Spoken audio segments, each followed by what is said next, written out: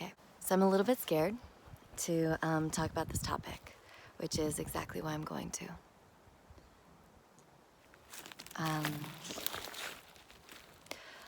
Call-out culture is really intense right now, and a lot of people are being politicized for the first time and feeling empowered to speak out and express themselves, and it's beautiful and amazing. And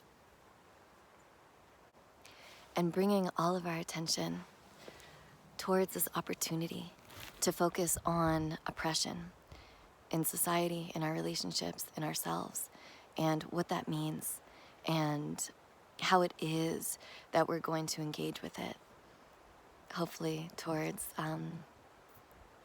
transformation in a liberating direction for everyone.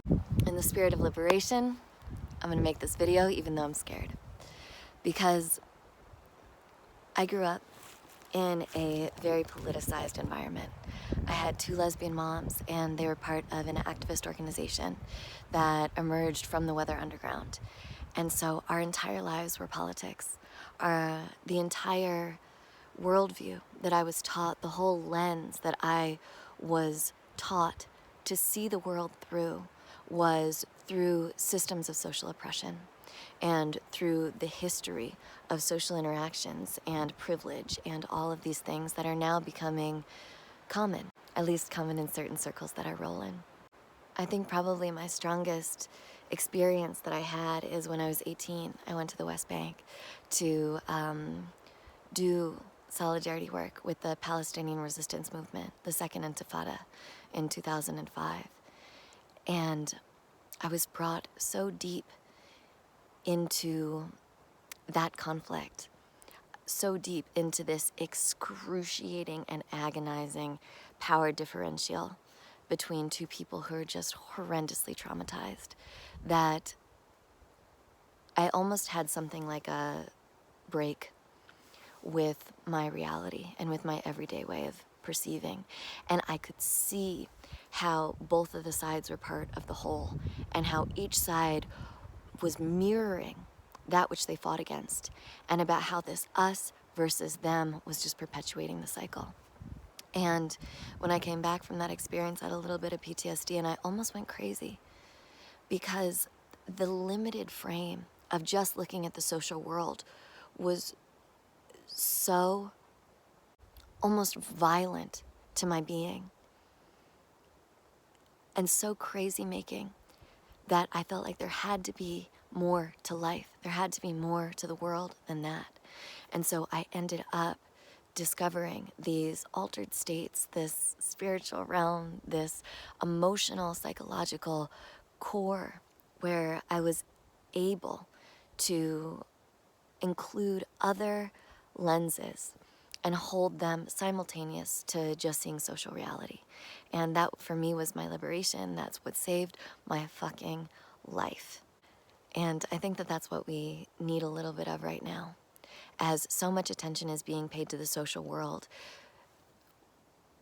I also want to offer the opportunity to hold that social world simultaneous to many other dimensions and perspectives and levels of what is going on, so that we're not reducing the conversation to oppression and thinking that exists only in our relationships or only in the structures of society. We need something deeper if we're really going to get out of this mess. So I'm going to share with you a little bit of the something deeper that I found, and maybe it'll resonate with something deeper that you've found that helps you get by through day-to-day stuff, and maybe it'll open the possibility for even more in the conversation that we're having. This is unpopular, but I'm going to share with you the way that I like to think about what is oppression, right? What is oppression? This sort of diffuse mist that permeates everything. And I like to think about it as a structure within consciousness. And the more categories of oppression that you are experiencing, the more structures you have in your consciousness that you need to navigate in order to connect deeply with your true self and express yourself to others and be received by others as what you are expressing. And the more privilege you have, the easier it is for you to connect with yourself in what feels to be authentic to you, to express that in the world and be received as that. So let's say you're a woman, I'm a woman. It's like when I am trying to connect with myself, I have to connect through the structures of internalized misogyny and patriarchy to really feel who I am. And then when I express, I have to move through the structure. It's filtered through the ways I've been conditioned that women are supposed to be. And then I'm received by the outside as a woman.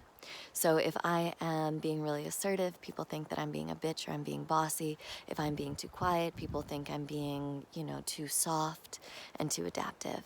And it's these double binds that make it very difficult to feel who I am and be received as that. So here is where having this multiplicity of attention is actually an act of decolonization. Because if I was only going to see myself in terms of the gendered categories of society, that would be a violence to my whole being. It is a liberation, revolutionary act to hold, yes, I am a woman and I connect with myself through that, and I can have an anchor in a structure of attention outside that sees how I am being filtered in my self-connection and my expression and reception, and have however many other anchors and however many other things that help me really feel myself and help me see even the freedom of expression that I have as a woman that maybe men don't have, that allows me to connect honestly and truthfully to the present moment experience of my body. It allows me to connect freely to spirit, or to whatever state I'm feeling, to be fucking angry when I'm angry, and to understand that that anger is within and beyond just a social category. And what I like about seeing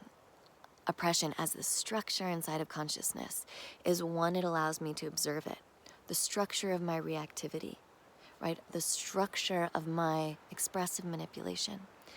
And second, it allows me to see that the other side of the oppressive matrix that I'm in has a structure in their consciousness as well, right? Like men also have a structure in their consciousness that is different, but still mediates the way that they connect to themselves and the way that they connect with others. And that this brings me to that place of true solidarity. That quote says, like, if you've come here to help me, fuck off, or whatever, I'm paraphrasing. But if you've come here because you know that your struggle is one with mine, then let us move forward in solidarity. Paraphrasing. But if I can see that the people that I look at as having so much ease and so much privilege, and who on that social level of reality do in certain aspects, also have this conditioning, this structure and consciousness in their mind that they are constantly navigating. And that brings me to a place of genuine solidarity, because decolonizing, becoming aware and transforming oppression really is a holistic process. And we all have unique pieces that are ours, but we are all united in this liberation of our whole being and of society. If I think, for example, of a really classic feminist concept of the male gaze, which is just this idea that women are trained to see themselves through the eyes of how a man would see them.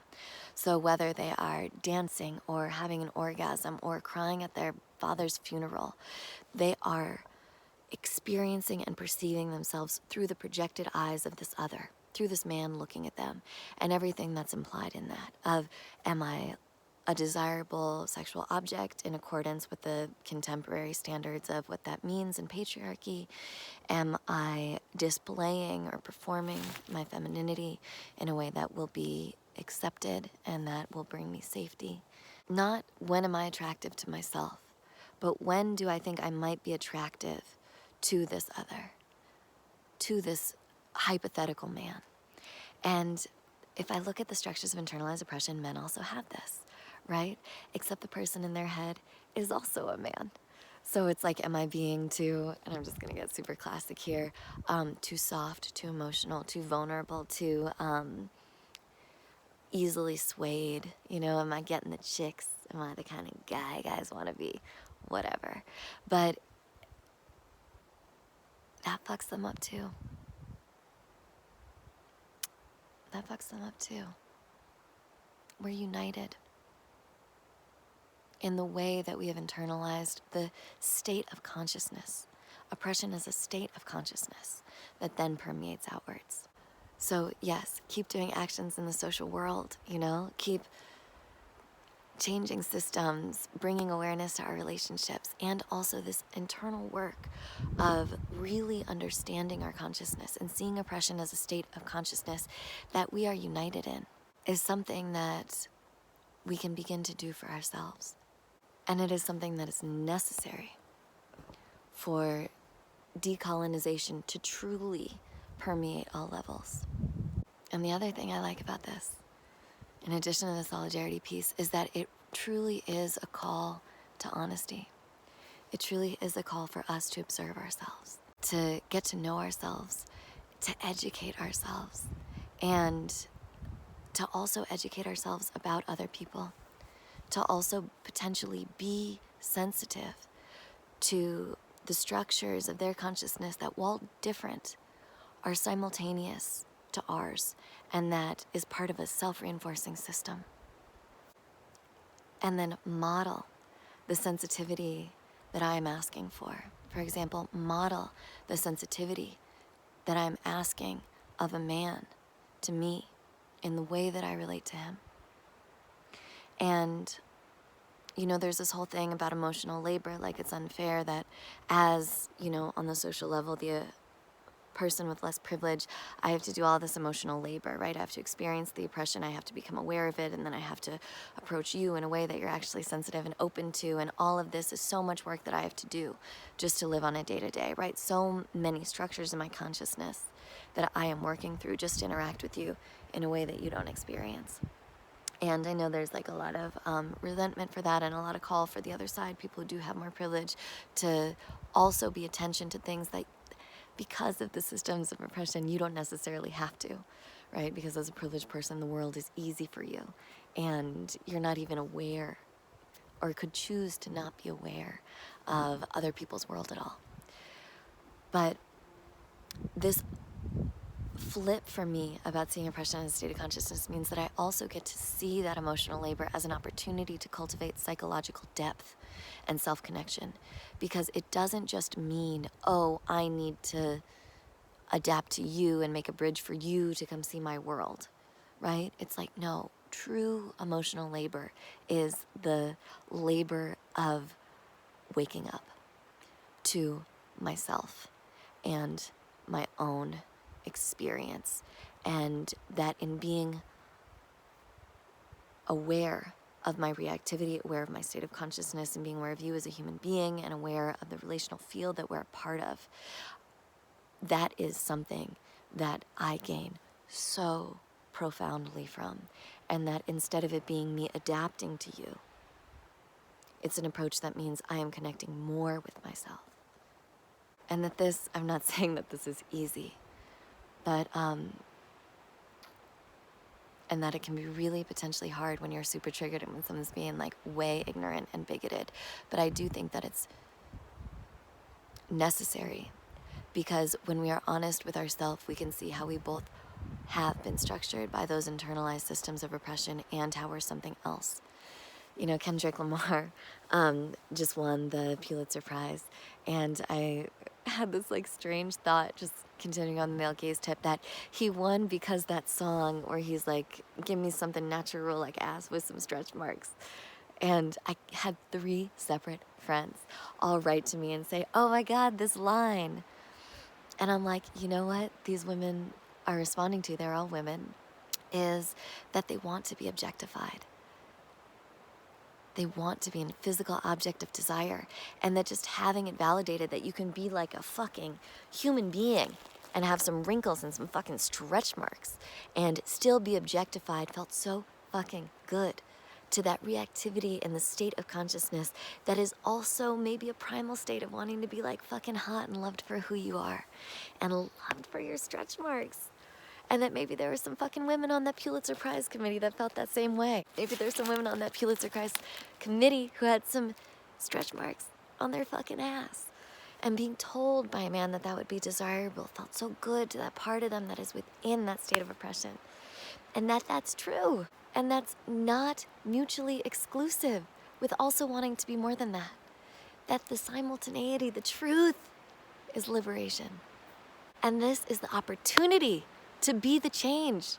Because undoing this shit, racism, sexism, homophobia, like ableism, holy fuck, these are lifelong processes. Like, we are going to see massive transformation in our lifetime, which we already have, and we're never gonna be done. That's not how nature works. We're always evolving and growing. And so while that process is going on, being the change, which also means being liberated in the truth of paradox, is accessible to us at all times. And that if we can't be honest about the way that we have been structured by these systems, then we will unconsciously seek power within the systems themselves. And we will put other people down for, let's say, wanting the male gaze while trying to get it ourselves. And that is the master's fucking tools. And we are looking for something so different. We are needing something so different. Our intellectual ideas right now, our theories, our social analysis of the world is so far beyond the truth of our emotional bodies. And this is dangerous because we are making worlds of ideas that we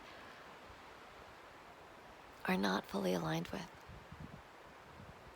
And that this is also creating worlds of abstraction, of very high standards, perfectionism, right, wrong, good, bad, all that kind of bullshit that is also replicating the same systems, where we are doing victim, abuser, protector over and over again. And for me, understanding the structure of this reactivity has been my liberation from that.